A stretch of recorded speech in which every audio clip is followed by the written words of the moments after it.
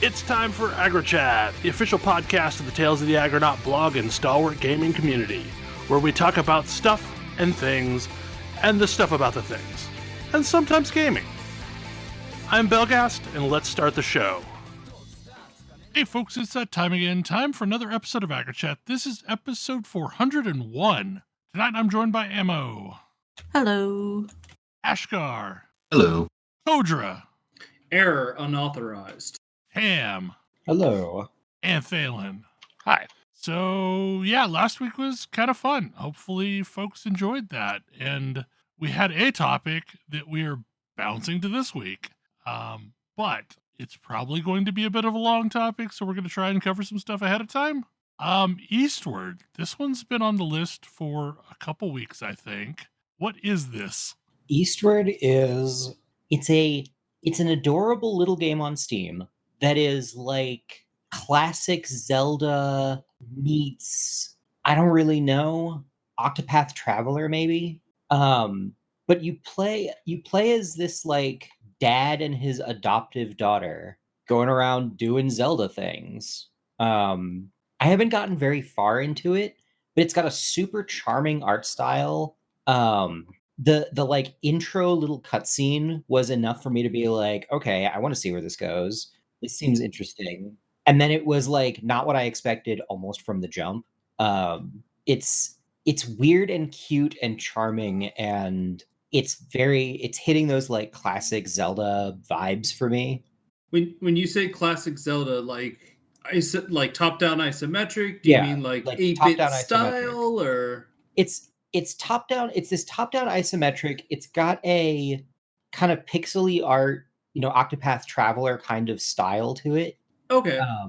You're the dad and you're like the dad character and you wield a shovel. I'm pretty sure the little girl is psychic.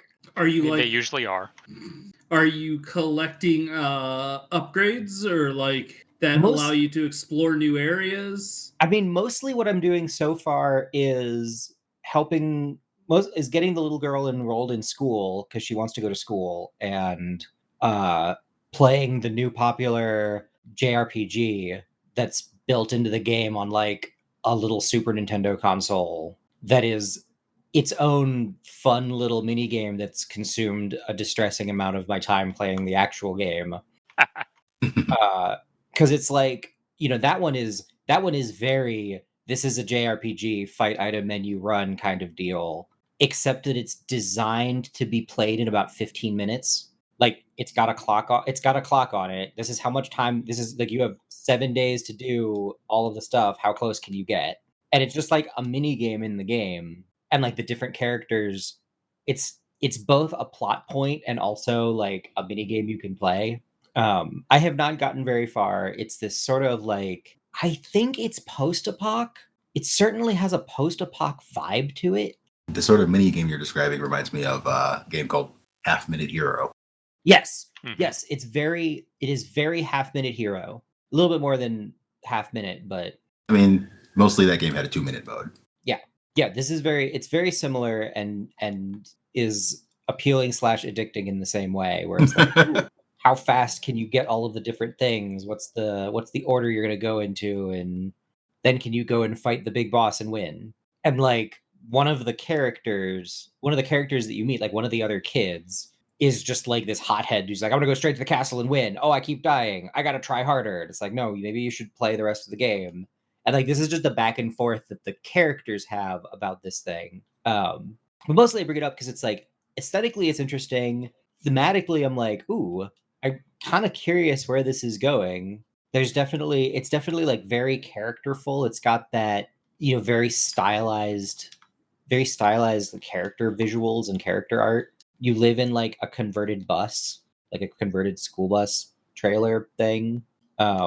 Presumably we're going to leave town at some point, but in the meantime, I'm really good at when we go mining for old relics, I'm pretty sure we're like excavating a landfill. You go mining for relics, and sometimes oozes. You got to fight the oozes, and it's weirdly charming. But yeah, I haven't played a ton of it, but it was one of those like things I picked up on the Steam Deck in between Path of Exile leagues. It's like, ooh, this is fun to play. I can think of a couple of people who might appreciate a Zelda-like game. Yeah, that was kind of a funny intro because like it made me think that when you say classic Zelda, that could mean different things to different people depending on what Zelda they started with. Yeah. I'm thinking Zelda 1, and I was like, I don't know that he and I are thinking about the same Zelda. Well, like, to me, it's either Link to the Zelda... Past when people say that. It's either Zelda, the original Zelda, or Link to the Past. But, like, for some people, it might be Ocarina of Time. Clearly, classic Zelda It is classic Zelda at this point. Clearly, classic Zelda means Zelda 2. It's everyone's favorite. But yeah, it's one of a handful of games I've picked up just because I've been picking up a bunch of games to play on the Steam Deck that I probably wouldn't sit down and play with a controller or sit down at my computer and play, but like work really well for a portable, and that's sort of one of those kinds of games for me. And it's one of a handful of games I've picked up recently exclusively on the art style. I mean, are we about to hear about another one of those? We might be. What's the order? I don't know. The order got moved while I was doing other things. So the next thing on the list is the PS5 topic. Well, we'll come back to it. Okay. Yeah, because if we want to roll into another similar game, then that's cool too. Well, I mean, I could segue. I mean, not that the segue is going to be clean anymore, but I could segue into games I've picked up exclusively on the art style. I am not going to pretend that Rollerdrome is a game anything even a little bit like Eastward, though. Rollerdrome is a lot easier to sum up. Did you like Tony Hawk? I did back then. Did you like Tony Hawk? Do you like just incredible cell shading? And did you think that we needed? And did you like Max Payne Bullet Time? I didn't really like Max Payne Bullet Time, and I'm now questioning, does this have the right amount of ska in it? I mean, I feel like the pieces of Tony Hawk that I liked aren't going to be represented by this game. Which were the parts of Tony Hawk? Might be surprised. I mean, I liked free skate mode and just doing tricks for hours in free skate mode. I have surprisingly good news for you. So Rollerdrome is bonkers. Like, the entire premise of this game is bonkers just from the jump. It's the thing that the concept is it's the relatively near future, everyone watches Bloodsport, very 80s premise. You play a like roller derby girl basically with a pair of guns, and you get more guns, and you participate in this crazy blood sport around a story that I haven't really unfolded, but there does seem to actually be a story. There are like famous other Rollerdrome people. It has just an absolutely incredible art style. But basically, you have guns with limited ammo. You have Tony Hawk style areas and courses that you're going through. They're a little bit more bonkers than they're like the later Tony Hawk levels where they got just completely nuts and you were flying around in like Area 51 or whatever, versus like a shopping mall. And you refill your ammo by doing tricks. So you're like doing tricks in a Tony Hawk thing, shooting people. And it's deeply weird. It's actually surprisingly fun. Like, the controls are reasonably tight. It knows what it is and isn't beating around the bush, but you don't have a ton. It scores you based on your time, but that's just giving you a letter score. Like, you could zip around doing whatever you like, and every level has a bunch of different challenges, and you can try all the different challenges out. Some of them are do this quickly. Some of these are like shoot down 5 missiles in the air. It's a variety of different enemy types. It's strangely compelling. So is this like a single player game? Yeah, it's a single player game. Okay, like everything that I had seen about this made me think this was going to be some kind of esport. Yes, I almost didn't pick this up. Actually, I had been having a conversation with Ash about this, where I was like, this game looks interesting, but I don't think I'd have anybody to play it with. And then he was like, it's a single player game, right? I was like, no, because nothing about its like Steam store page or anything suggests that it's a single player game in any way. Yeah, like everything that I saw branding wise just made me think this is probably an esports thing, like all the other esports things that are trying to happen. Mm-hmm. Yeah, it is not. And it's what got me to like, oh, okay, yes, I will give this a shot. And I'm kind of glad I did, because it's so weird, but it's also fun. Well, I remember seeing the trailer for this, and I'm like, who the hell is this game for? I was gonna ask, on the par of skateboard games, is it a weirder skateboard game than Skatebird? Hard to say. Well, like Skatebird is also pretty weird, but Skatebird is weird in a way that's like, this is a game trying to be weird. Yeah. Whereas this game is playing things mostly straight. It's just a completely bonkers premise.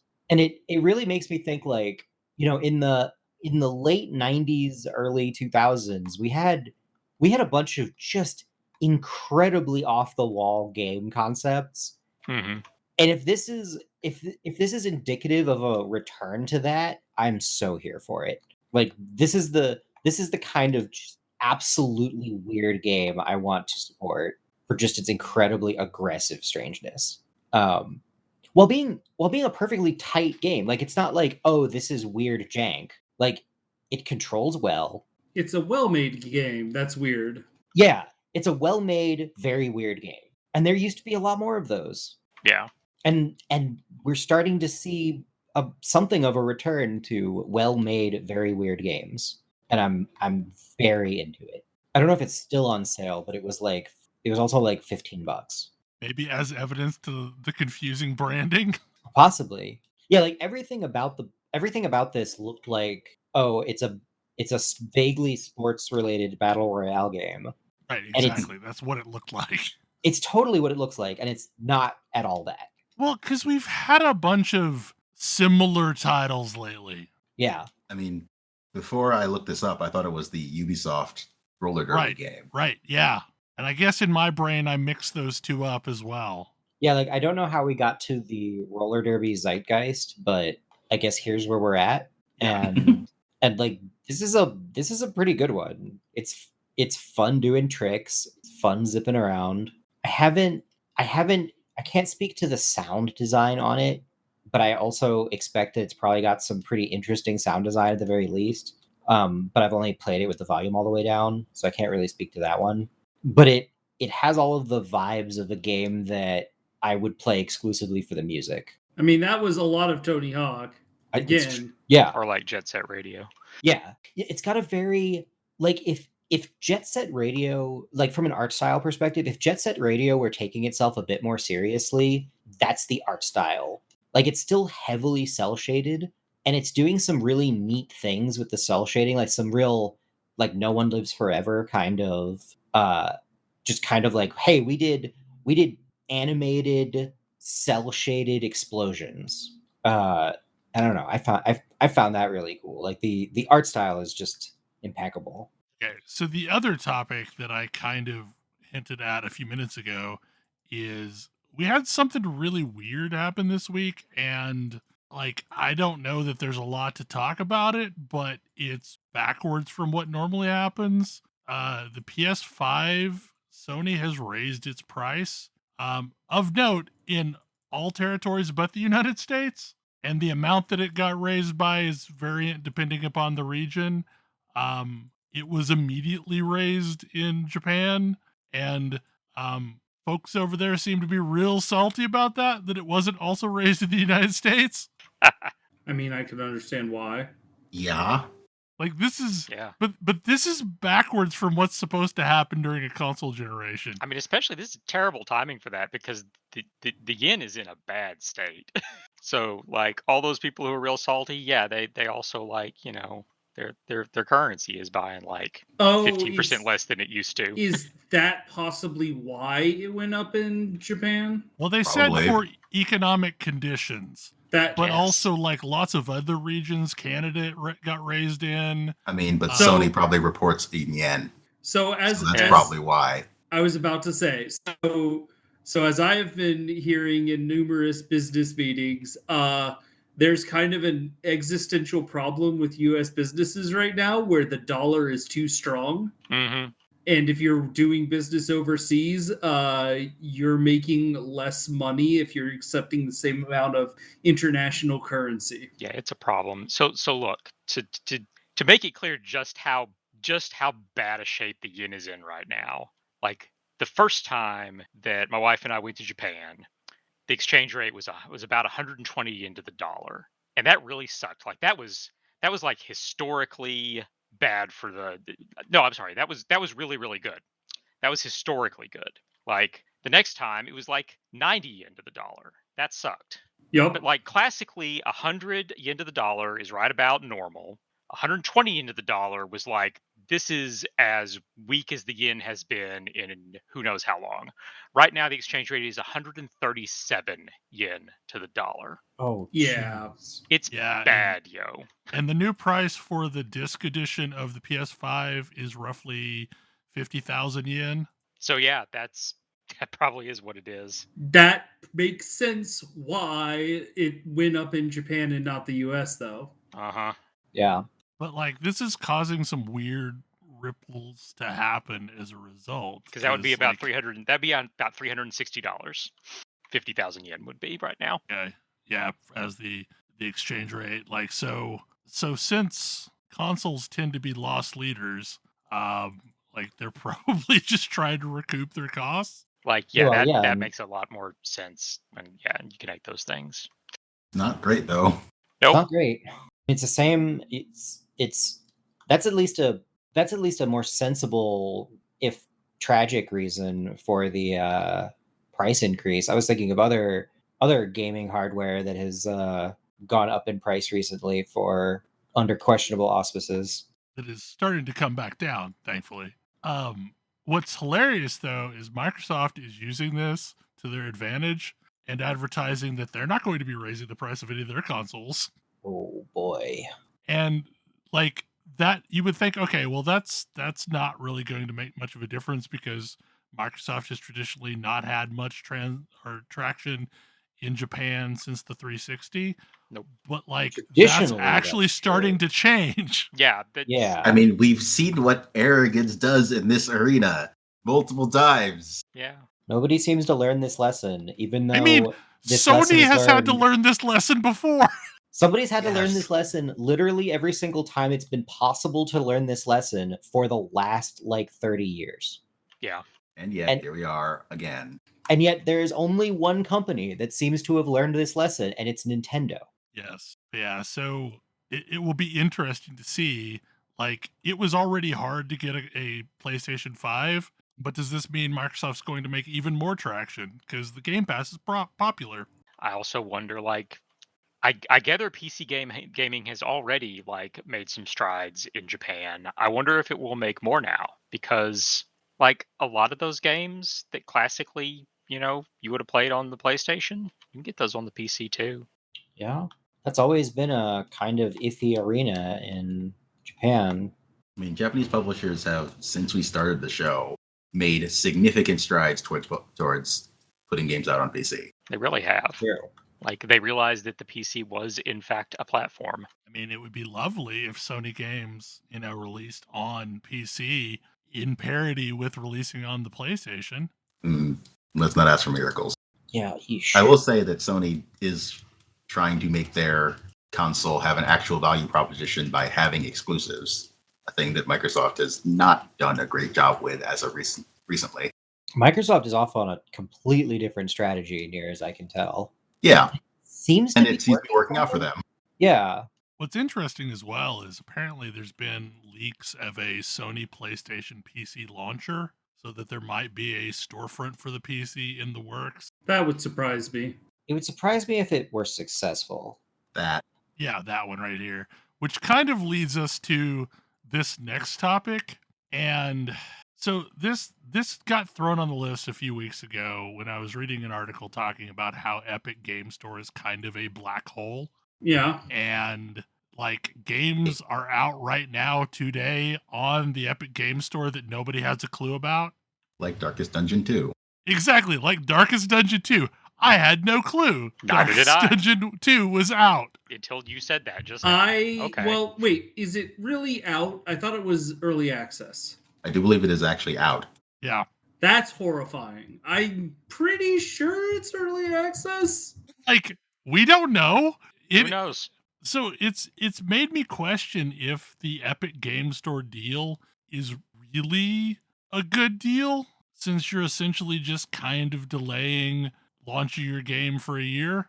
I mean, I guess they give you some money for doing it. Yeah, I don't know. I looked at I forget who shared their data about their Epic Game Store year of exclusivity versus their Steam launch, but like in the first week on Steam, they sold I want to say a third of the total copies they had sold in an entire year on Epic Game Store. Maybe it was half of the total copies. Yeah, and then in the year afterwards, they went on to like triple the number of copies that had sold on Epic Game Store through Steam. Yeah, I believe it. Steam is kind of the Walmart of computer games. Yep. But like, I can't think that it's not going to get worse though. Okay. Because like you have a magic piece of hardware now that, if it gets traction, is entirely attached to Steam. Yeah, because Can I Play It on the Steam Deck is starting to become like it's the new Can I Play It on the Switch. Yeah, I can confirm. And like, yes, you can technically install the Epic Game Store on your Switch or like on your Steam Deck, but like, you can. Who's going to do a lot that? of things. You, Bell, you will do that. Nobody else. Probably, yeah. Like I will. That's a thing. Like I installed WildStar this afternoon just for the hell of it to play on an emulated server. That's stupid shit that I do. But like most people aren't. So essentially, having your game on the Epic Game Store, the only people that are going to find it are people who are real bought into your game and are following the game. Because discovery is just not a thing that happens on the Epic Game Store. No. I mean, discovery is also a problem on Steam, but it's, I guess, on Epic, nobody knows your game exists because nobody opens the Epic Game Store to look at the library ever, to look at the storefront ever. And on Steam, there's just so much stuff. But the different, I would say the different thing about Steam, though, is Steam is also a social network. Because, like, you're going to see what games your friends happen to be playing. I mean, there have been occasions that I've seen one of you playing a game on Steam and been like, I wonder what that game is. Exactly. It happens to me what's too. What's this weird Cult of the Lamb thing? This looks interesting. Okay, sold. Yep. I mean, like, Steam is more than just a storefront at this point. Like, it is a remote play tool. It is a mobile device. It is a social network. We were just talking about Microsoft taking a different strategy, and like Microsoft, it definitely feels like Microsoft does not actually want to sell you games. Microsoft wants you to buy into their platform. Yes. They want to sell you a subscription. Yes. I mean, Steam has become the PC gaming ecosystem. Yeah, Microsoft would really like you to also have Game Pass and the Xbox app, but also I think they realize they're not going to supplant Steam. Yeah, well, and you know, for better and for worse, this is true of Steam. And like, I know many people who are like, yeah, I'm uninterested in any game if it's not on Steam, and I'm actively annoyed if I can't get a game on Steam. Yeah, like we were talking about that this week. I will rebuy games just to have the copy on Steam. Yeah. That's just a thing I will do. Like because it's easier for me to have it in the same place as the rest of my game. And yet you don't like Apple. Yeah. I don't have much of an answer to you there. Like the difference is I can mod the shit out of stuff on Steam, and I can't on Apple. I have to play by their rules. Mm-hmm. I mean, yeah, you don't have to play by Steam's rules. Steam doesn't really have rules for you. I do want to clarify, Darkest Dungeon 2 is still early access. It releases in February 2023. So it does make me That wonder. sounds like, really convenient. I suspect that's when they launch on Steam. Yeah, it makes me wonder if that's the end of their exclusivity period. I mean, that's basically what Hades did. I mean, like, so here's my theory that yes, the Epic Game Store thing is absolutely worth it if you need money to finish your game. I question if it's worth it if you don't need money to finish your game. I mean, take a bunch of money to put Take a bunch of money, maybe get some publicity right now. Definitely get some publicity in a year later when you actually launch on Steam. Yeah, I'm not really seeing the downside. I mean, it would make a lot of sense for like an online game because it would allow you to essentially soft launch the game. Oh, I think it makes way less sense for something like that. Oh yeah, because then you have like people with a year head start, even though fewer of them.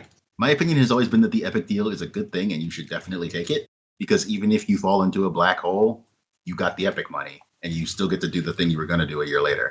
Yeah, just take it and treat it as, okay, my actual launch date is a year from now. Also, it does feel like having multiple launch dates is kind of good for games. Except for that first one is absolutely pointless, kind of. Because again, the Epic Game Store is a marketing black hole. Yeah, I mean, like the numbers that I saw were a game had sold like 800,000 units on Epic Game Store, and then after their first year on Steam, we're at like 3.2 million units. I mean, 800,000 units isn't a small number. It's not zero, but like it's also like there's a big difference there between that. Presumably, some of those are people who wouldn't have bought it on Steam, so there's that. I'm not sure that's true. I think it's more likely that some of the Steams are rebuys. That's So you did get money twice there. Yeah, see? Yeah, you get to sell it to your mega fans immediately and then sell it to them again a year later. So that's great. Yeah, like I'm extremely not seeing the downside. Like I said, if you get offered the Epic deal, you should take the Epic deal. Just recognize that it means your real launch is a year later. But like I also question, is this at all good for Epic? Epic throwing money into a pit? We saw their court case. They're throwing money into a pit. They are. Like, they're not recouping those costs. So, like, I don't know. Like, so is this sustainable? Yeah. No, not at all. That's more the question I have. It's like, is this even sustainable? No. I mean, but if you're an indie publisher, yeah, take the Epic money. Epic wants to be Walmart, but there's already a Walmart, so, you know. I mean, like, I don't play Fortnite. So the thing Epic does have, I mean, Epic they have really... Fortnite. They have Fortnite, and Fortnite's important. More importantly, they have Unreal Engine. Yeah. Epic also really doesn't want to pay 30% cuts. Can you blame them? No, not at all. Like extremely so, though. They've gone to extreme lengths to not pay 30%. Could they have done a better job with that court case? Probably. They probably could have done it without intentionally breaking their contract and thus losing. But still. I gotta say, though, like, speaking of Epic and Fortnite, you know, Facebook is pouring tens of billions of dollars into the metaverse, but I think Fortnite is becoming the metaverse. Yes. I mean, yes, Facebook is also throwing money into a pit. I mean, we were just talking about hardware that went up in price. The Oculus, right? Mm-hmm. Yep.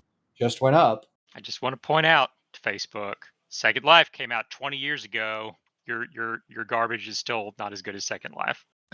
Again, maybe Zuckerberg shouldn't be the spokesperson for this as well. Maybe not. Just saying. Maybe he shouldn't be the spokesperson for anything. Yeah, there was an article that came out this week. I don't remember where, but basically it's like the reason why the metaverse will never work is because it's not cool. Like you look like a dork when you're wearing VR headsets. You're never going to look cool in the office wearing a VR headset. And also, most people don't actually want to have a virtual boardroom. They're fine with voice calls. Mm-hmm. This is the problem with VR. Yeah, like if anybody who has wondered why I have turned down your VR industry offers, this is why. By the way, just like all these people, like you've got VR, the ability to create a virtual reality, like a completely separate reality. And you want to reproduce the real world. Why? No, stop. What is wrong with you? Why do you have zero imagination? You should actually look at what people were creating and purchasing in Second Life. Yeah. Well, I mean, and the thing weird is kinky beds. That's what they were purchasing in Second Life. Flying dildos, yes. I mean, Second Life is this whole thing that I find incredibly fascinating and have for years, and it gets such an incredibly bad rap. It really does. It does. And no, Second Life is brilliant. I'm fascinated by it. Like, it's not for me, but it's incredibly I am cool. fascinated by it in the same way that I'm fascinated by Eve. I did think it was hilarious when like every business and university was trying to have a presence in Second Life. Yes, that was happening while I was still in school. Yeah, Yes, that was I happening while I worked was on that. working in the online education department of a university. So Oh, Yeah, it was entertaining.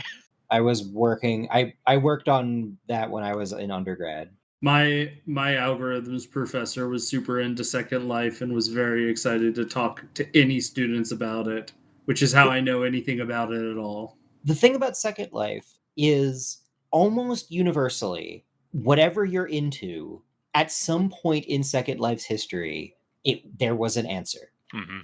Like it wasn't even close to all, kinky porn and like, I don't know, bizarre chat rooms. Yeah, like that's what got press, but Like that, yeah, exactly. That's what got That's press, but that was like, that is definitely not. I don't even use the past. I shouldn't even use the past tense because it's still going on. I was going to say Second Life does still exist. It's by still the out way.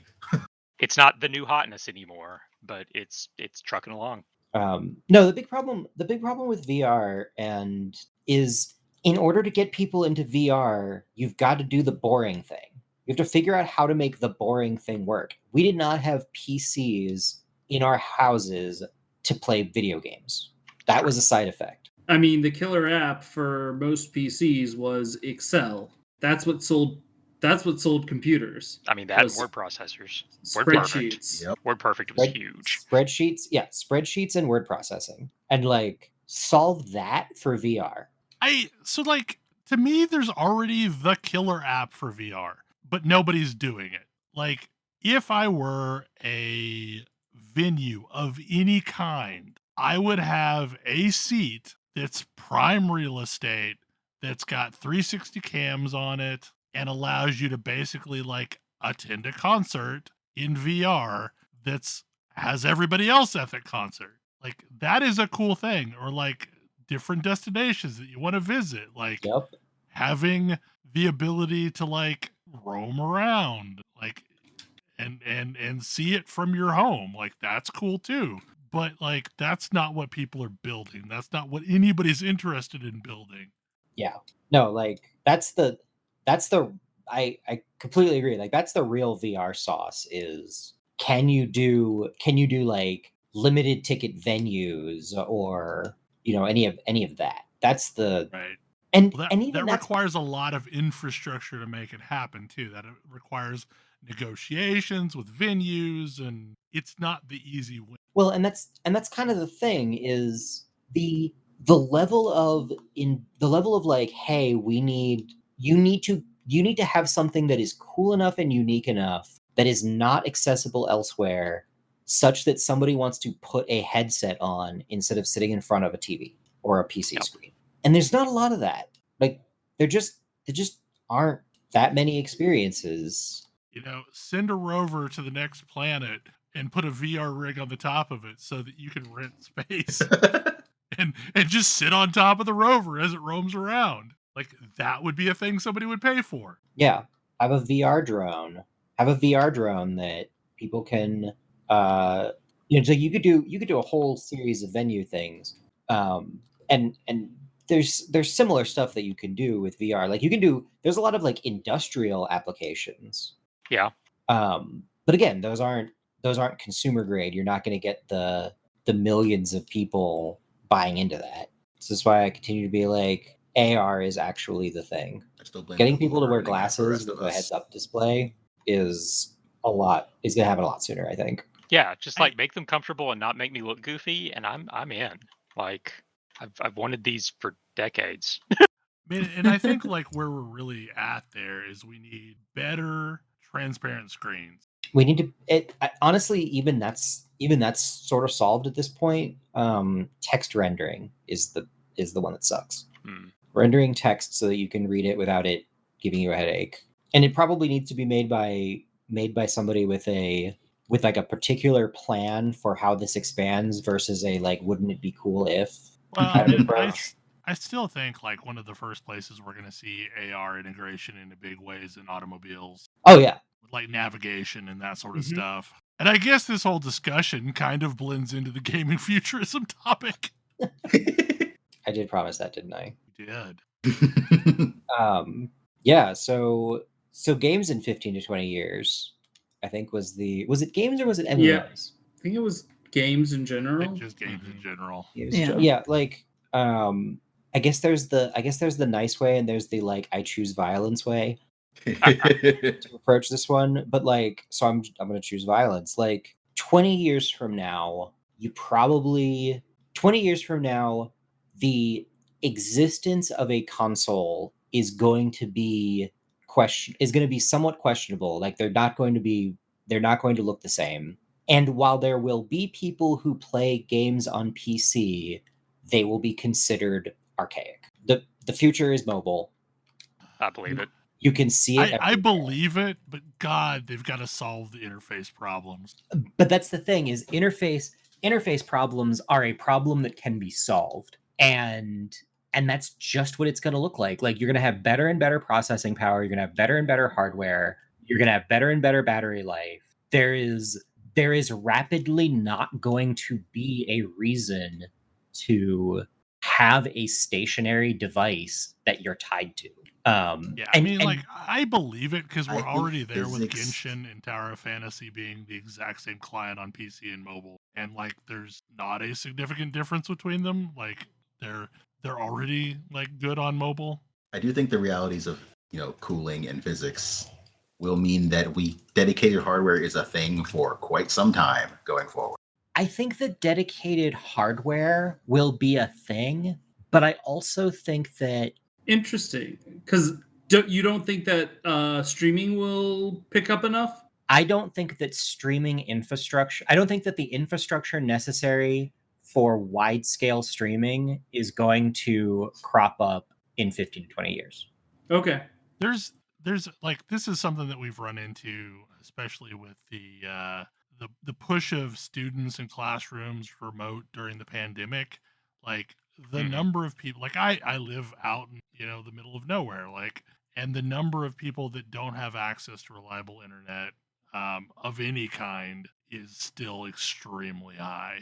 Yeah, and that's the thing, because it's like where I live in a major tech forward metro area, the idea that you wouldn't have great internet and solid Wi-Fi everywhere and so forth is unthinkable, but like that's rare. Yeah. And we have kind of perverse incentives for expanding infrastructure. Like nobody's going to spend the money to expand to a region that only has like 200 customers. Right. But also like a game would be foolish to not think about those 200 customers unless they just have a really solid model where they just don't care. Yeah, but and those cutting out 200 your audience customers is are never a like good idea. in a specific town, but like you add up enough of those little pools around the country and it's a large number. I mean, you even see it with like Pokemon Go. Pokemon Go has done a lot of work in the last several years, 7 years, to be more friendly to people who don't live in a major metropolitan area. And it's not necessarily always working for them, but Niantic has released other games since then, and they've definitely thought about that problem in those other games. But I also don't. There are a lot fewer people who own a TV. Like think about people being born today buying a TV. Are they going to find it valuable? For 50 years, it was unthinkable that you wouldn't have a TV in your house, that you would like choose not to have a TV. And like, I know way more people now that don't have a TV than I ever did previously. Because like, why? You could just, watch all your shows on a tablet and not spend, a few $100 on a big screen that doesn't move. Just seems like such a miserable way to watch a show, though. I mean, but that's that's what people said about TVs when TVs were released. As opposed to a movie theater. Yeah. Yeah. Like, I mean, you can see historically you see the same spread of thing where it's like, why would you ever play a video game not in an arcade? You're missing out on all of the experience of being there. Why would you ever watch a show not in the theater? What a waste. How processed that would feel, I feel like there's a difference. So, as one of the last people on this earth who apparently wants to carry around smaller devices, I value having a larger device to have to, experience things on. Yeah, that's what I'm saying. Like, there's a difference between... So, arcades died because the processing power of home-based units caught up with what you could do in the arcade, and there just wasn't a reason to go feed quarters when you could have the same experience at home. Theaters are dying because you can have a cheap 60-inch television and a good sound bar and have a equivalent experience to going to the theater in your living room. And to tie in from our previous conversation, if I've got a pair of glasses where I can render a screen in whatever size I want at any time in any place with perfect sound because I'm wearing headphones or have earbuds, I would never own a TV. That's where it has to go, is to basically have a virtual TV. Because right now, as it stands, it is miserable to watch a television show on a phone, and I think it's kind of miserable to watch it on a 10-inch tablet screen too. But if you have virtual displays through some kind of an AR environment, then then the game changes. That having been said, it sounds miserable to us, but think of how many kids have grown up watching their show on a cell phone, on a tablet. And I think this ties back to a discussion we've had before of why kids watch YouTube but don't watch television. And it's because YouTube has been available on the devices that they controlled. I mean, I am a weird person again and watch YouTube on my television, but... Yep, same. I also watch YouTube on the television, but still. But if you think about it, you could get YouTube for your 3DS. You could get YouTube on all sorts of devices that didn't make sense, but that kid had access to that device. They owned that device. Same with cell phone. So I get why it is becoming more and more norm to watch a show on a phone. I will never get used to vertical mode video. That ship sail. and that's sort of the thing. My litmus test for what is the future going to look like is what is a thing that seems unthinkable to me, where I look at what kids are doing today and go, oh, how can you put up with that? Yeah, because there's that too. It's Bill, you and I are old. We are old. I know. I'm a card carrying old. We're not, 30 years from now, the kids are going to be looking at us. We're going to be telling them about the old days, and it'll be our grandparents telling us about black and white TVs, and So back to your earlier statement, Tam, about that there won't be people playing on computers. I don't think that's necessarily true, but I think virtualization will be so advanced at that point that you won't own a PC. You may be actually connecting to a PC off of a mobile device. Oh yeah, sure. It'll be a virtual machine running somewhere out there, because already virtualization's really good, but it's just going to keep getting better. Well, yeah, it'll get to the point where you neither know nor care that's what's happening. If you have a television, your set-top box will connect out to virtualization hardware and give you access to whatever you want. Your mobile device will do the same. That requires the infrastructure, though, that we were talking about earlier. It does. Here's the bit where I get dark and choose violence. I think that what is eventually going to happen is I think that you're completely right about virtualization. I think all of that is going to be true, and that is going to mean that it is going to counteract the lack of infrastructure, and it is going to drive people to cities because that's where the internet is. And so you're going to have lots of the future of online games is going to be very, very heavily city-based, because that's where the infrastructure is. And then some people who like can't do the virtualization, who have computers out in less populated, less heavily infrastructure areas. Like if I you am can't, going to strongly disagree with you on this one, simply because of recent events, which Which have recent shown events? that people only really live in cities because they have to.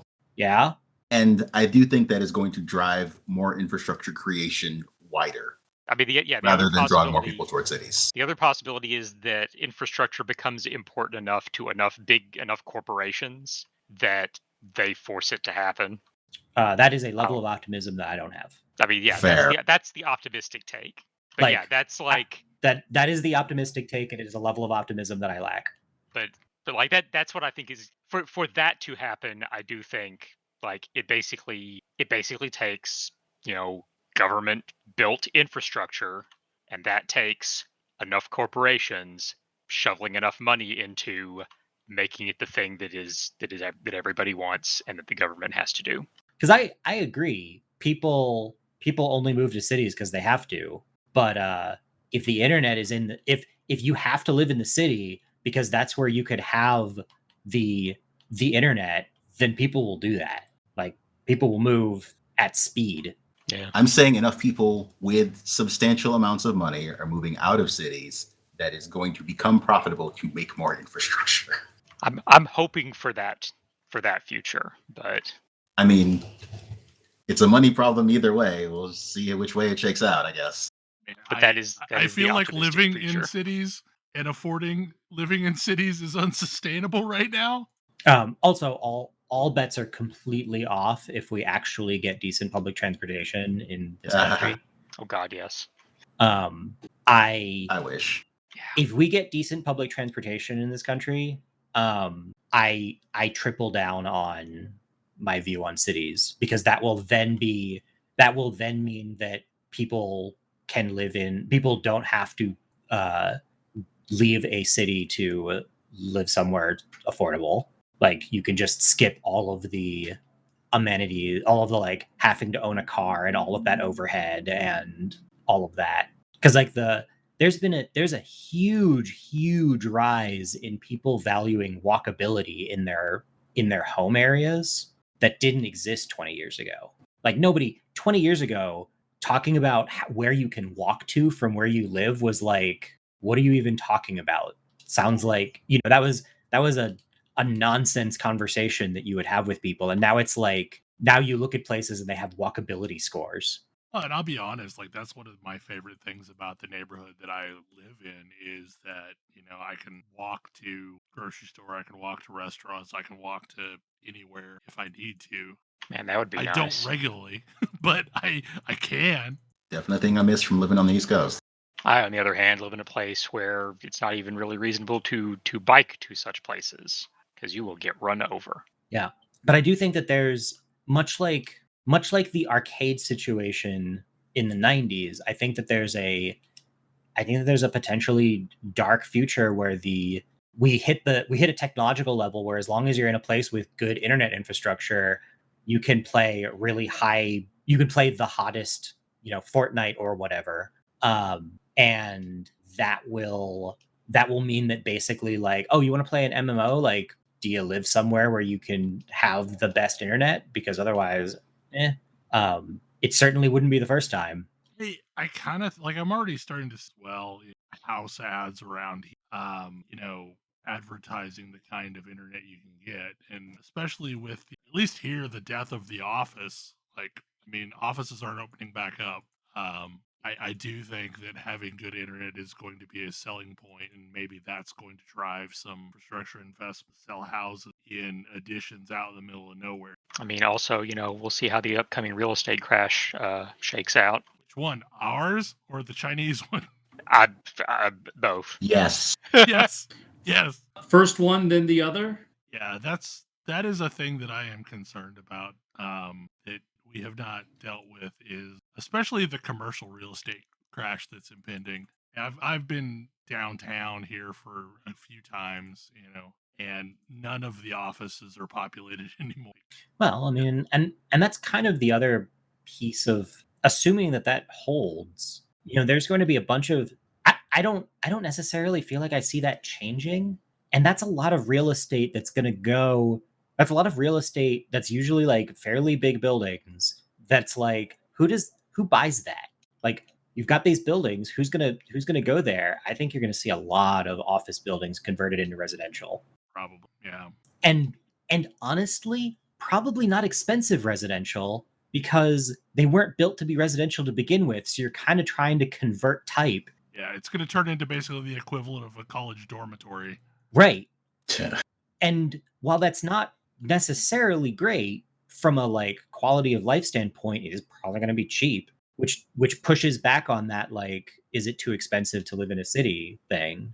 We're going to get the Shadowrun arcologies. I mean, I'm not thrilled about this, but I can definitely see how we get here. Well, someday you should visit Seattle. Hives.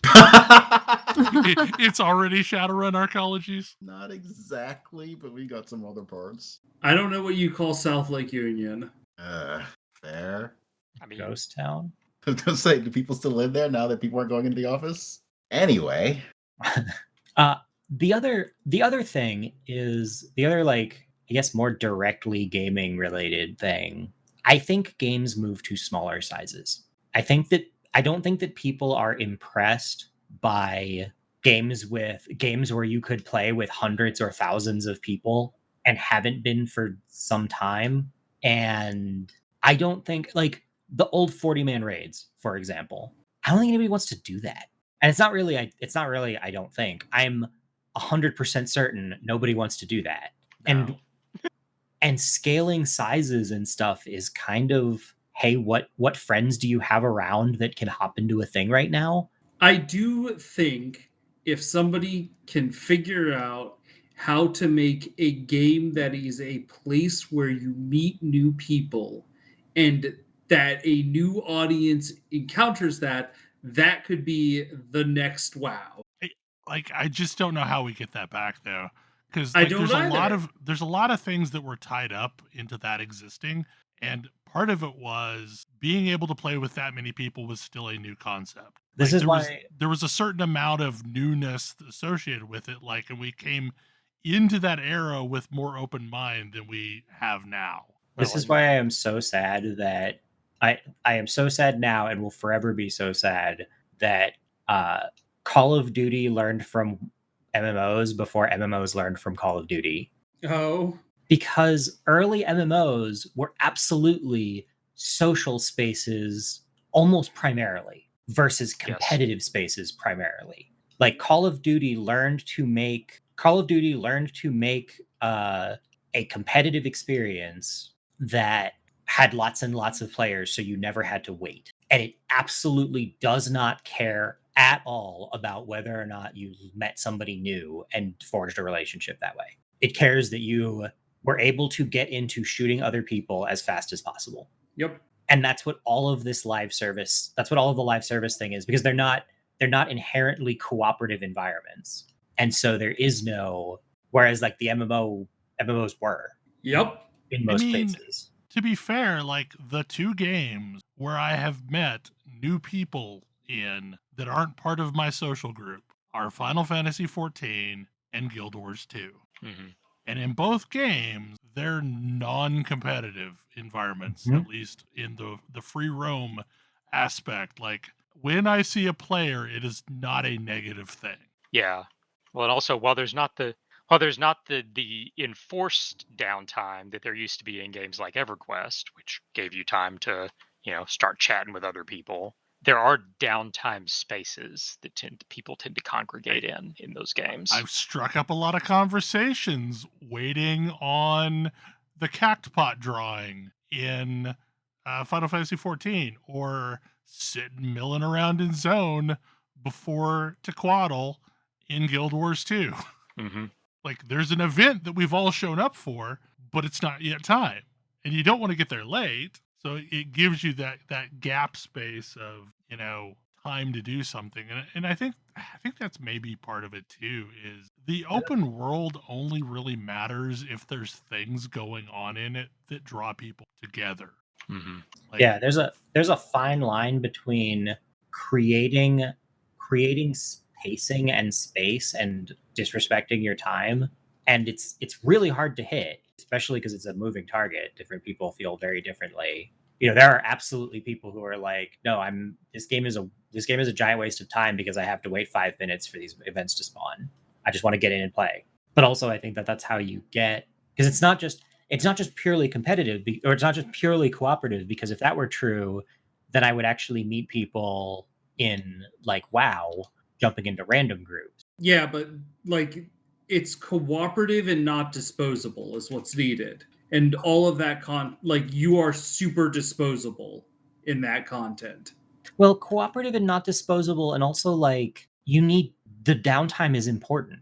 Like you can't, even if you're just running, if I'm running a WoW dungeon with people I know and we're not on voice, we're not having a conversation. Mm-hmm. Yeah.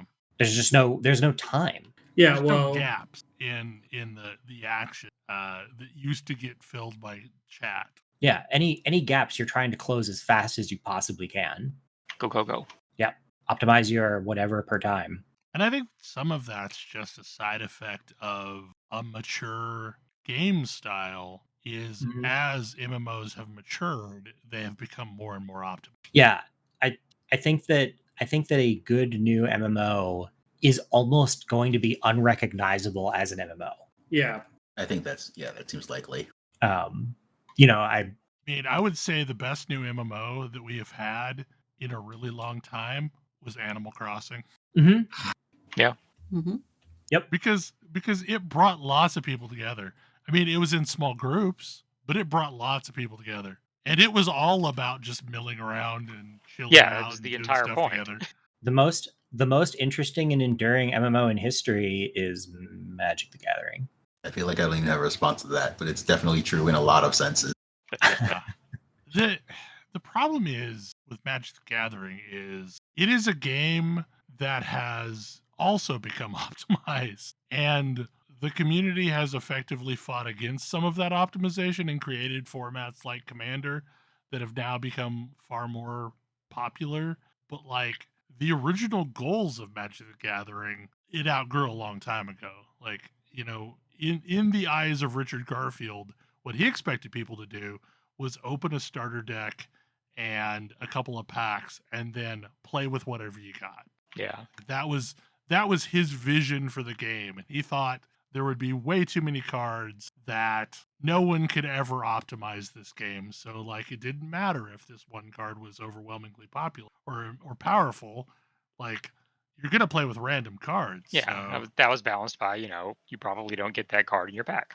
Yeah. I mean, this is to the point that, like, initially Arabian Nights was not going to be an expansion to Magic the Gathering. It was going to be a separate game using the same rules.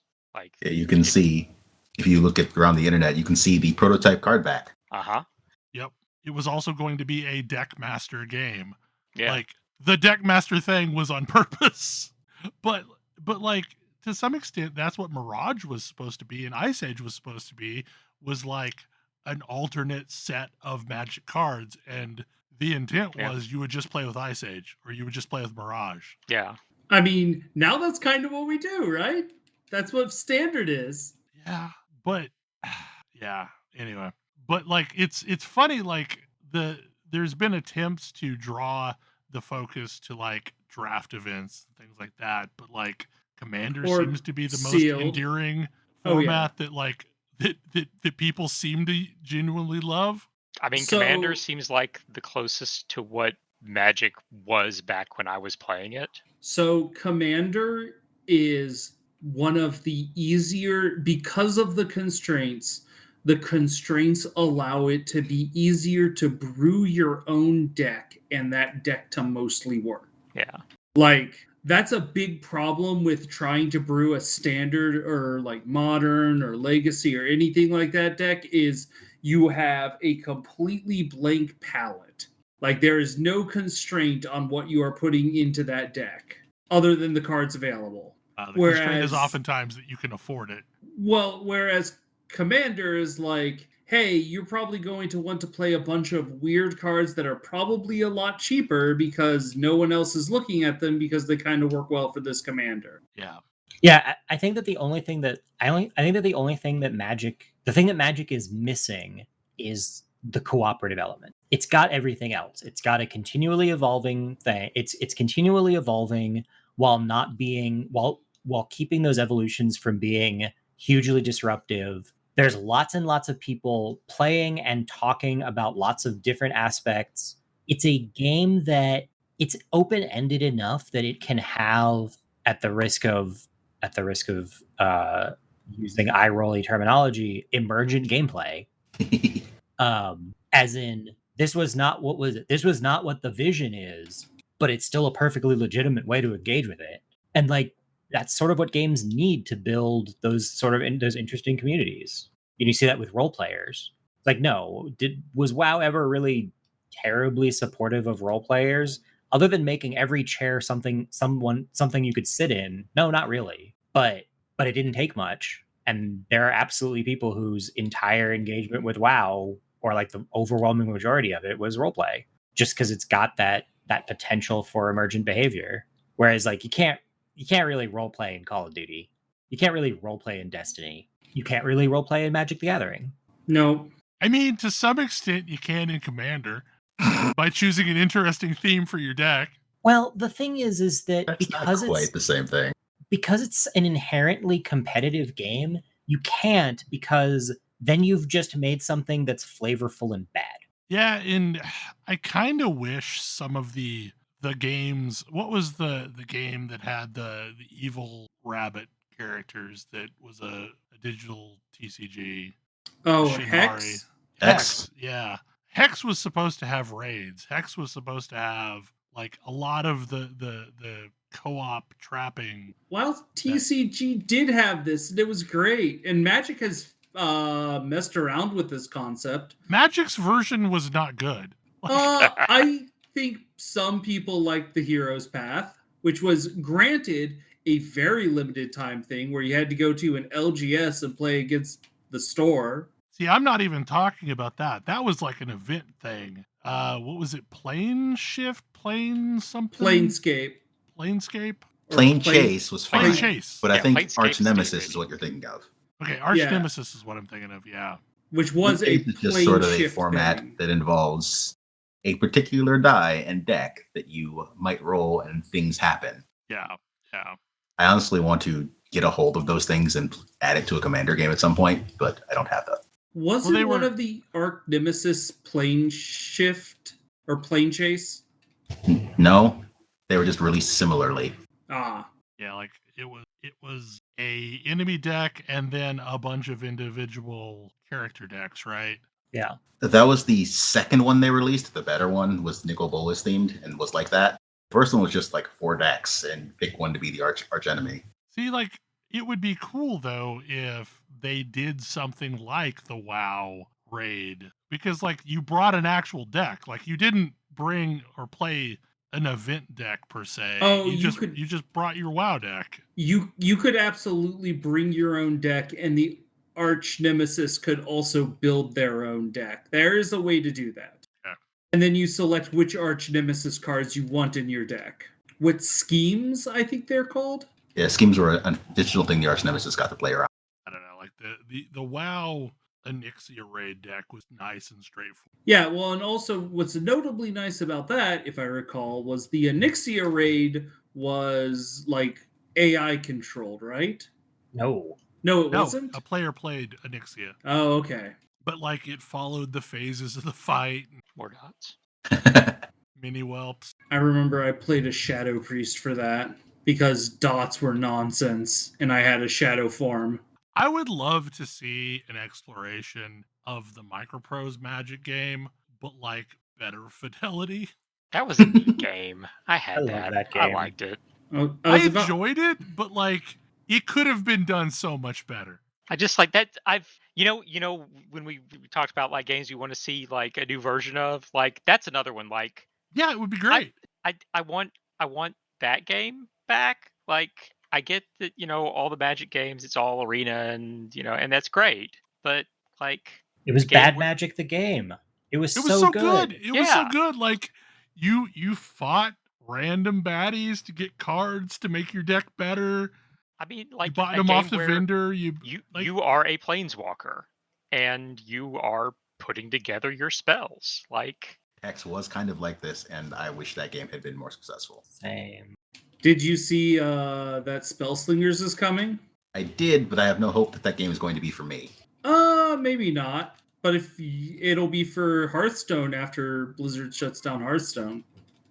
You did remind me, Thalen, in the games we want a remake of that I had forgotten, DDO. You actually did mention that last week. Did I? Yeah. Yes. No, not on the. You mentioned it off podcast. oh yeah, but yeah. I would also like a remake of DDO because that was a cool game doing cool things in the MMO space, and that's back when MMOs could be weird. Yeah, and there's so many like kind of cool MMO concepts from the past that I would love to see revisited. Mhm. I kind of wish Secret World had turned out differently. Oh yeah, Secret World was so cool. That game had a hell of a lot of promise. See, and didn't work. feel I loved Secret World, and I feel like I beat it. Yeah, Yeah, I feel it like was good. we got to the end of that game. It was quite good. Yeah. Yeah, Yeah. we like I have nothing but good memories of the Secret World. Like, yes, it ended because I we mean, got I to have the one end. bad memory, but that's after we got to the end. yeah, Yeah, they tra- that's the way it ended is a little bittersweet for me. That like we couldn't see some of the content because we weren't playing optimally. I don't feel like that content was necessarily great though. Like even what we did see didn't seem as good as the single player content leading up to it. I thought the elite dungeons that we ran through were really fun.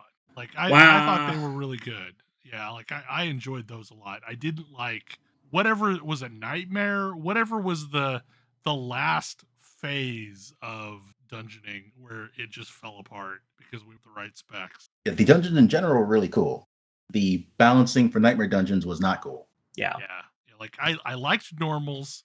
I liked their equivalent of heroics. They were fun. And then once we stepped up to the last tier, it was just a mess, like an unmitigated mess. I miss running dungeons regularly. Yeah, I kind of it's funny. I feel like I wish that we had the reaction I had when I first stepped into a WoW heroic. Because my first WoW heroic ever was the Caverns of Time, which is probably the worst heroic to do first. Mine was Shattered Halls, so I don't want to hear it. Anyways, after I went into Caverns of Time heroic, I didn't go into a heroic for like 5 months, and I was like, you know what? These dungeons just aren't for me. And then we went into, I think it was Slave Pins, because that was the correct one we were supposed to go. That was the one we were supposed to go into. I ran so much Shadow Labyrinth, and that place Yup. was miserable. Yep. But like we got real good at it. I don't think I ever got the drop I was looking for, but we did get very good at running that place. I got very good at being a tank demanding a very specific team comp for what was the one the heroic that came out that was like everyone has to bring CC. The Sunwell one. Yeah. Yeah. Ran that one a lot too. Like that one single-handedly put Warlocks on the map for CC. Just saying. Like that one really was good for Warlock CC. I think that was one of the few dungeons where I got to actually CC things as a tank because part of it was outdoors. Well, and I remember Oh, there yeah. were some dungeons in Cataclysm that like that was the time for Shaman CC to shine because it had lots of elementals. Lots of Dragonkin in Cataclysm too, so Hibernate worked there too. Nobody ever remembered that Druids had CC. I mean, Paladin CC sucked, but I used it. Hi, Rogue. I miss CC Hey, battering.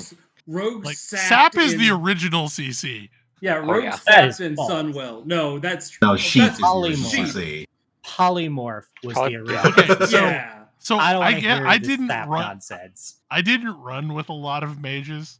Like I never I ran got real dungeons good with at Ice Helcom. Trap. So I like most of my CC for early WoW was Hunter Ice Trap and Hi. Rogue Sap. I I like did- I loved. Oh man, there was nothing I loved more than having a 10% chance of wiping my group. That was cool. I mean, they did eventually get that. It took a long time. It took a long time.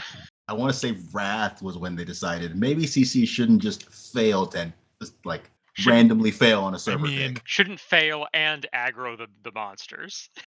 My favorite thing was when Goblin jumper cables worked. No. I'm talking about when Sap had only a 90% chance of not unstealthing you. Yes. Yeah. No, I mean, like, you had to basically set up a pull, and Rogue was the last one to do anything. Everyone else had their stuff in place. Yeah. Because if the Rogue got seen, it was go time. It was like, that's okay. We've all got our CCs ready to go. So it's and as a warrior, I was charging in. Yeah. No, to save the Rogue.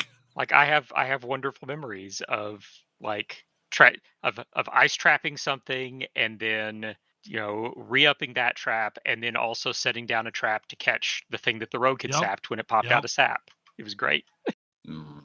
Thalen is real good at trapping. Like, I was. I'm not anymore. I was real spoiled by Thalen's ice traps. Look, we ran a lot of dungeons together. To get brought on dungeons as a hunter, you needed to stand out. You could either be the terrible hunter or you could be the amazing hunter. There was no in between. I was a horrible hunter. I was a bad hunter. I was a pretty good hunter. I didn't even have Rocktalar. I was a bad hunter. I was never supposed to be a hunter. There was a third kind of hunter, which was the one that I was very familiar with, where it was like they were good enough to not be the bad hunter, but mostly what they were was funny. There's certainly a decent number of those. I mean, like, I was probably better than a lot of the bad hunters. I mean, but I was not a good hunter. I was not a good hunter. I was the rogue. Was never in it. I was the rogue with the upper spire key. Everybody wanted to be your friend. Which meant that I did a lot of stealth runs. Most of the rogues in our stealth group were the rogue with the upper spire key, so we got to do a lot of things there, but none of us were ever as lucky as Tam. I never had an upper spire key. You? I disbelieve. I not at any point did I have an upper spire key. And you I still had got an Fell upper spire Striker key as a hunter. And you still got Fell Striker and the Beast side. Because I started groups. That I was also starting groups once I saw what Fell Striker could do. And then I was starting groups. Mostly I was starting groups for Blackrock Depths trying to get Hand of Justice, though. Yeah, nobody... I did run all of this. I did run all of those stealth runs, and I never had a full key. And for 6-8 months, every time I was in there, I was like trying to get my second piece, and somebody was like, "Oh, that's the piece I need to complete my key." And it was like, "Take the piece that you need to complete your key. Better to have more keys than for me to be waiting for a drop yet again." But I had never had an upper spire key. I got my upper spire runs through pure. I don't even know. Didn't that also involve doing like the Ring of Law in Blackrock Depths or something? Like one of the later phases where you had to rescue the dude from the jail. I don't remember that. That was the Onyxia key. Okay, yeah, I did that so many times to get people keyed for something. The Alliance Onyxia quest was way cooler, but also way harder than the. Yeah. Yes. Like the Horde quest was kill a bunch of dragons. You do have to go into Upper Blackrock Spire quite a lot to do it, but that's annoying. You actually get to go into Stormwind and see Onyxia, and it's such a cool quest line. Was such a cool quest line. Yeah. I mean, I assume it's still on the classic server. Probably. Assuming they haven't gotten up to Kata. Man, they're at Wrath of the Lich King. Do they go to Kata, the one that everyone thinks is the worst? They really should why would not they? to. No. Like, I have a feeling that they will continue to push this and basically just replay the expansions. I was going to say, I feel like idea. They're going to replay the expansion where everyone stopped playing. Yeah, like honestly, you can just opt to not do this. Really? Yeah. Do they know that Kata is the worst? Yes, at least they should. They have data. I mean, there's publicly available data, so they should have better data. Dark version. I know. Do they stop live WoW development and remake and like let's Make a new expansion for Classic. let's rewrite history. I mean, That's Man, if there was It might be a better approach. if there Right. was a WoW Classic event to where like as a server you had to stop the Cataclysm, that would almost get me to go back and play WoW Classic. Almost. like everybody show up when Deathwing comes out and just beat the crap out of him. No. Stop the Cataclysm from happening, and that. hey, Classic got a new expansion. The new WoW expansion is a Classic expansion. We're gonna rewrite history from the point where it all started going wrong. Yul'dan Hopium, we defeat Deathwing. Now I'm imagining like a quest line in mainline WoW involving like bronze dragons where you get to time travel back to take part in this, and basically it moves your character over to the Classic server. Stranger things have happened in MMOs. Yeah.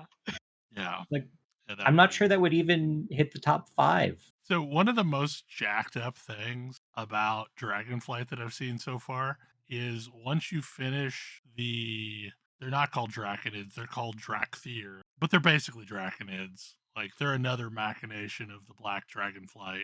Of course they are. And so you basically like you come to Stormwind or Orgrimmar, and they basically show you the heart of Deathwing hanging there. Like They're like, so yeah, here's that's your dad's weird. heart. yeah, That's weird. Wow. it's so bizarre. Yeah. Tail end of the show went in a weird direction. Hey, it happened. A lot. It happens a lot. Tradition. Yeah, somebody thought we had a plan. Great. Now I have Fiddler on there going through my head. Success. Would it help if I go, you're welcome? No, that did not help. Well, hopefully you enjoyed the show, and again next week. And next week Good. we'll talk about Path of Exile. Yes, we will. Yup. Good night. Good night. Good night. Good night. night. See you.